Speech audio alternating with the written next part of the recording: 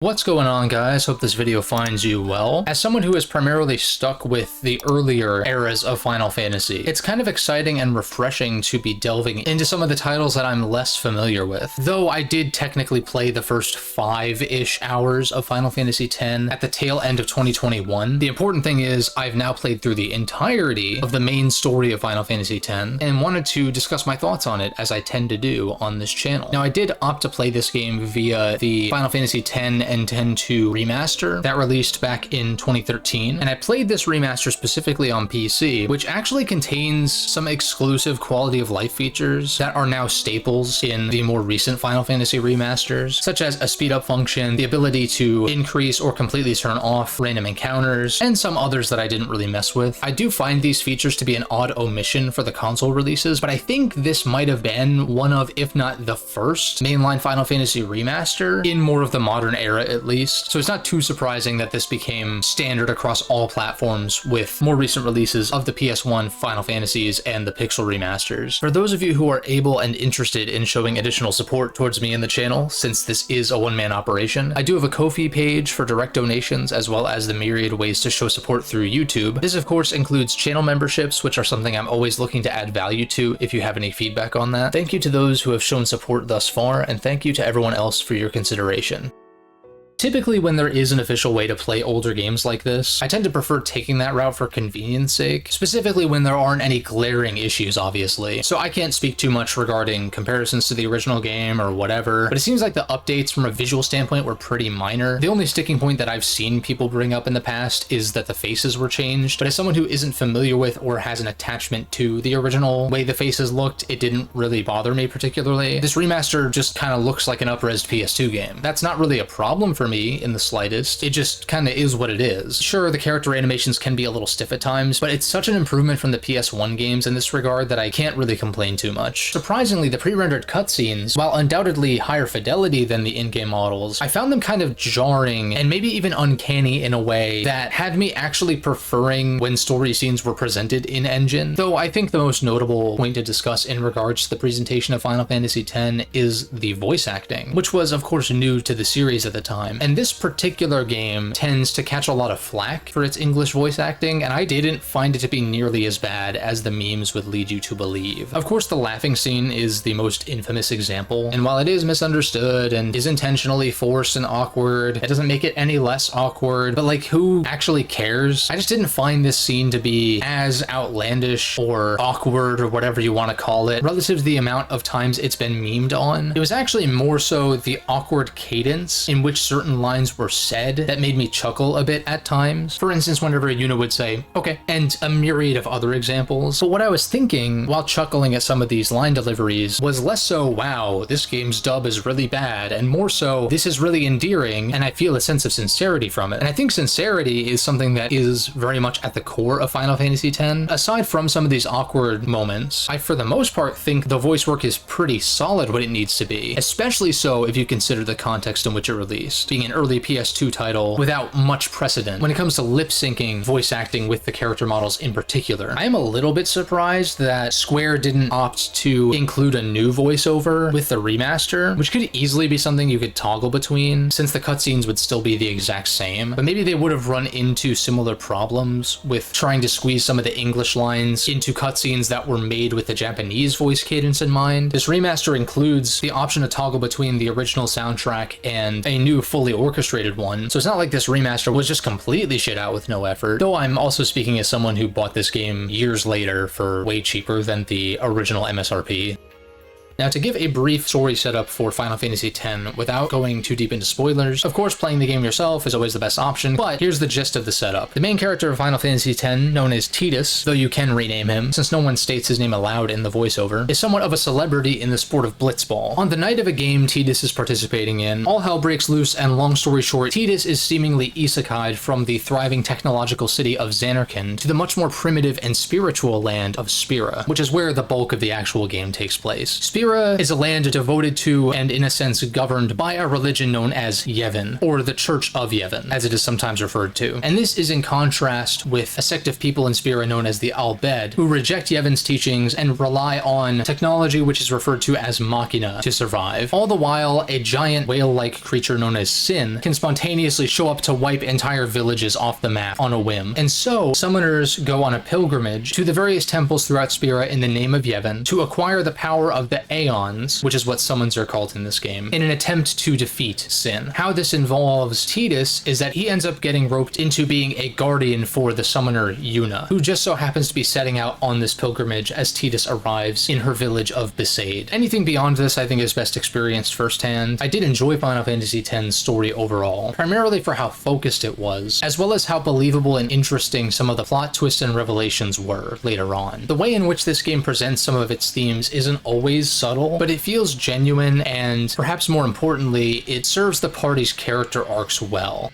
The characters of Final Fantasy X are probably my favorite aspect of the game, which kind of surprised me, primarily because I found some of their designs to be off-putting at first, but the actual characterization is really solid across the board, I think. Tidus is essentially a himbo with not much of a filter, but I found him to be more so endearing than annoying in that regard, because he is very much a fish out of water, not being from Spira, and that ignorance is, I think, what drives him to speak his mind in a way that no one else will, and this also allows for certain bits of exposition to make sense in universe. Tidus, in this case, is the conduit which other characters can exposit to the player through. This isn't a trope that I tend to prefer over learning about fictional worlds more naturally, but I actually think it works pretty well in this case. Yuna is what I would call selfless to a fault, but she has a certain strength of spirit to her as well, especially when the going gets tough later in the story. Wakka is a former blitzball player and born-again Yevonite following a tragic event in his past, so of course being a devout follower of the Church of Yevon, he is very anti-Machina, and therefore anti-Al-Bhed. Lulu serves as somewhat of a motherly figure to Yuna, and while she does have a cold exterior, it is justified by some of her past trauma, though I think Lulu is oddly one of the least explored characters in this game, but that may partially be due to her more reserved personality. Speaking of reserved personalities, Kimahri is a shunned member of a proud race known as the Ronso, and there's not really much beyond that, but I can kind of respect it. Auron is a fucking badass, and completely steals the show when he does or says pretty much anything. Easily one of my favorite Final Fantasy characters, and I'm just gonna leave it at that. And finally, we have Riku, an Al-Bhed tech whiz who's surprisingly ditzy at times. She provides some much needed tension within the party, since most of the others of course are devout followers of Yevon, hence being on the pilgrimage with Yuna in the first place. I actually really enjoyed Riku's interactions and general rapport with the rest of the cast. Her dialogue with Tidus at times is particularly amusing. I really grew to like this cast the more I played. There's a lot of really solid character development that I think overall stuck the landing.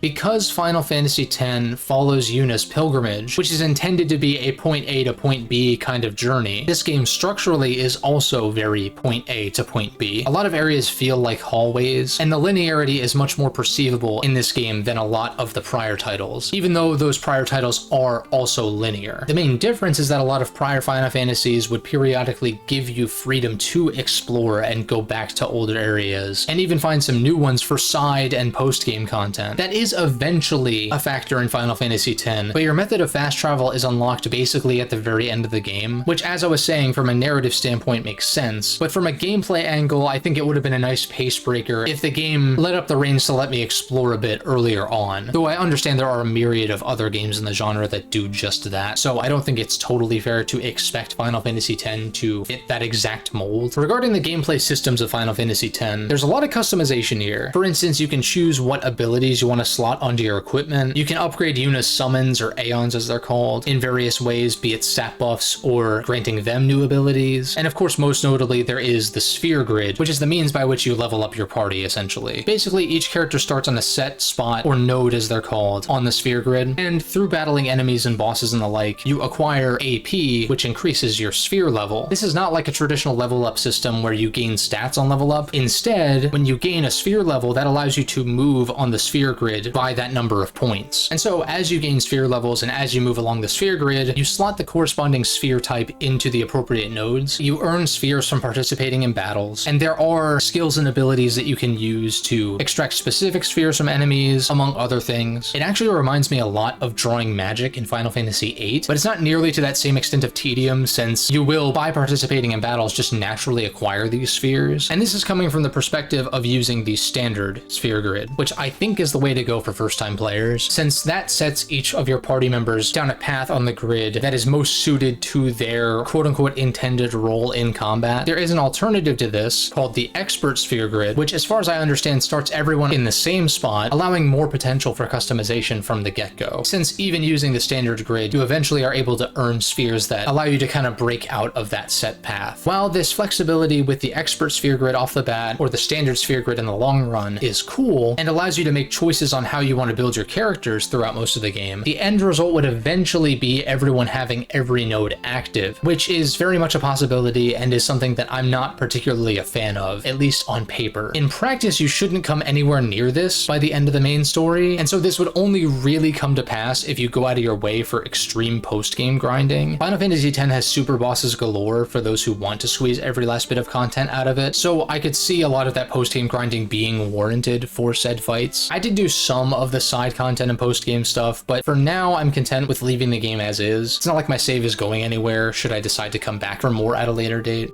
While the ATB system of the prior 6 Final Fantasies is, in its own way, a variation on turn-based combat, Final Fantasy X pivots away from this, opting for something more traditional, with a few quirks of its own. You could almost conceive of the way combat plays out in Final Fantasy X as ATB without the actual active component, and by that I mean all participants in combat appear on somewhat of a timeline, showcasing the order in which turns will play out. The way that the turn order is manipulated is actually pretty complex, but some things I was able to glean from just simply playing through the game. Casting haste on the party increases the rate at which they're able to take turns. I also noticed that using items, especially when haste was in effect, sometimes allowed for characters to go twice in a row. Obviously there's a lot more to it, but it's actually pretty intuitive if you just sort of experiment. You don't even need to commit to an action to see how that manipulates the turn order, although be wary of enemies and bosses that are immune to or counter slow magic. As I sort of mentioned regarding the standard sphere grid, if that's what you're using, each party member is kind of suited to taking out certain types of enemies. For instance, Wakka's standard attack is ranged, so he's more suited to attacking flying enemies than your direct melee fighters. Most of Auron's weapons have a piercing effect, which make him suited to taking out armored foes. Lulu is the de facto black mage, so elemental enemies who are weak to the opposing element are her specialty. I think it's nice that each character has somewhat of a distinct role in combat, and I feel like some of that would still come into play even with the expert sphere grid. Like, you probably don't want to make Auron more of a magic-oriented character because most of his weapons have that piercing effect, so you want to make the most of that by keeping him as more of a physical build, but the option is still there, and I think there's something to be said for that. Not every playthrough of every RPG is going to be completely optimal, whether that be due to ignorance and it being your first playthrough, or intentionally limiting yourself or doing unconventional builds just to see how things play out. Some other facets to the combat are overdrives, which are essentially this game's version of limit breaks, and usually involve some kind of active input from the player. Tidus, for example, is pressing A when the cursor is in the middle. Auron has a series of button inputs. Lulu, you have to spin the control stick Mario Party style, etc. and so on. I also find the whole Aeon battle system pretty impressive. Yes, it does use the same ground rules as the rest of the combat, but there are some differences in the way that Aeons function that make using Aeons in battle feel distinct, and can also allow you to cheese certain bosses by avoiding having your party wiped. Even though you can swap party members in at no cost, if the 3 party members that are currently on the field die, that is considered a game over. Now, there are some criticisms I have of Final Fantasy X's combat, and thankfully none of these are super major, but notable nonetheless. Having to switch everyone in and take an action during battle in order to have them gain AP afterwards feels needlessly tedious. While not technically necessary in that the game doesn't actually force you to do this, it seems wasteful to not because of the way that AP is doled out. The AP earned at the end of a battle isn't a single number that is split amongst the party members that participated. Instead, from what I can tell at least, it's a number that each party member can earn if they switch swapped in and performed an action during battle. Now this can be as simple as having them come in and defend, but it just added an extra layer of tedium that I wasn't a fan of. I feel like one of two things would need to be changed. Either having reserve party members earn half AP or something like that, or have the AP earned per battle be one giant number that is simply split amongst participating party members. Thankfully, since I was playing the PC version, I could use the speed up function and it wasn't too bad, but again, it's not as much of a time thing as it is a tedium thing. Some other smaller things are that buffs and debuffs apparently can be stacked, which I'm used to as someone who's played a lot of Megami Tensei games, but since, as far as I understand, party members retain their buffs when switching out, and there's no indication when someone's reached the limit of buff stacks, it quickly becomes hard to keep track of. This isn't really an issue for encounters where you're not swapping in constantly or not using buffs as much, but for boss fights, it'd be really nice to have some kind of indication of how much someone is buffed up, and at the very least tell you when they're maxed out. This next point doesn't have to do with the combat specifically, but it does kind of impact it in a sense, which is the inability to skip cutscenes when reattempting bosses. This is something I'm not a stranger to because it's very indicative of the era, but it's something that really annoys me in pretty much any game where this is a thing. Because not every game over to a boss means you must go grind and prepare before reattempting. Sometimes it was down to getting caught off guard by certain attacks, or not fully grasping what a boss's gimmick might be, and so therefore wanting to jump in immediately again to try to figure it out, which is a process that I largely enjoy in turn-based RPGs, but having to sit through the dialogue and cutscenes made it feel more like a chore than something to look forward to, and made any subsequent game overs more frustrating than they needed to be, especially when it came to the, I guess technically second to final boss, which took me actually a good number of tries. I would literally start the cutscene, step away and make myself a sandwich or something, and then come back and it would still be playing. I have seen that there might be a mod for the PC version that allows you to do this, which at some point I probably should have just used. I will definitely be doing that if I ever come back to Final Fantasy X. The combat flow felt pretty good early on, but I will say by the end game, random encounters were really starting to annoy me, which led me to using the speed up function much more extensively than I was prior. If there was some kind of indicator akin to the radar in SMT or DDS, I feel like I could tolerate the random encounters a lot more, but the rate at which they were just springing on me in the late game, while understandable because it is the late game, it's just not really what I want to spend my time doing. At that point, I want the bosses to be putting my skills to the test, not grinding through mobs and mobs of random encounters. With all that said, I overall do like the core of the battle system here. It'd be kind of surprising if I didn't, given my affinity for Digital Devil Saga, which is clearly very heavily inspired by Final Fantasy X. I just think that the combat system in this game could benefit from some small refinements that I think would improve the overall experience. And to briefly discuss some story spoilers, I thought that Seymour, while definitely unsettling, felt pretty underwhelming as a main antagonist. His persistence was admirable, and one of the fights was actually pretty tough, although I definitely did cheese his final encounter with the null elemental accessories you get for Lulu and Yuna. But one thing that Seymour said that stuck out to me was referring to Spira as a spiral of death, in that the summoners beat Sin with the final Aeon, which then becomes the new Sin, which leads to another summoner beating it with the final Aeon that becomes Sin again, etc. and so on. It really is a vicious cycle, or spiral as it's being referred to in this case. And that realization is actually one of several throughout the game that I thought was really cool. And some of this could probably be inferred prior to it being actually told to Tidus, but watching him go through that was kind of a standout moment of the game for me. Along with, of course, when the party becomes enemies of the church. That twist I didn't see coming. Obviously, the church was up to something, but the fact that you become fugitives despite being on a pilgrimage for said organization that you're on the run from, I thought was pretty cool. And of course led to character development for certain characters, especially Waka. The reveal that the Maesters were actually unsent was also really cool. The fact that the Church of Yevon is essentially run by the undead is pretty crazy. The underwater date scene hit pretty hard, although once again, the FMVs are a little awkward and uncanny. Regarding the ending, I think the best way I can put it is that I thought it was satisfying and touching to an extent, but nothing really more than that. It didn't hit me as hard as I kind of expected it to. Of course, when Yuna does the final sending and Auron starts to disappear, was just such a badass way for him to go. And of course, Tidus injects low 5 at the end was pretty heartwarming. As far as my overall thoughts on Final Fantasy X, while I don't feel like I had a lot of major criticisms to talk about regarding this game, it's also one that the further removed I get from my playthrough, the more it kind of starts to fade into my memory. Of course, there are always those standout moments and characters and bosses and stuff like that. While it's not one of my absolute favorite games in the genre, I would probably still consider it to be among my favorite Final Fantasy titles. So of course, the next Final Fantasy title I'll play when I get around to it is Final Fantasy X-2, then of course 12 and the 13 trilogy, all of which I am looking forward to experiencing experiencing for myself, despite any of the popular sentiments surrounding said games. It's just kind of exciting at this point to jump into a Final Fantasy title that's new to me. So while I do want to catch up, I do also want to savor that feeling. With all that said, of course, I want to thank my channel members and shout out the Space Cowboy at the Super Shadow Operative tier. Don't forget to leave a like and subscribe, of course, if you enjoyed, and I will catch you guys in the next video.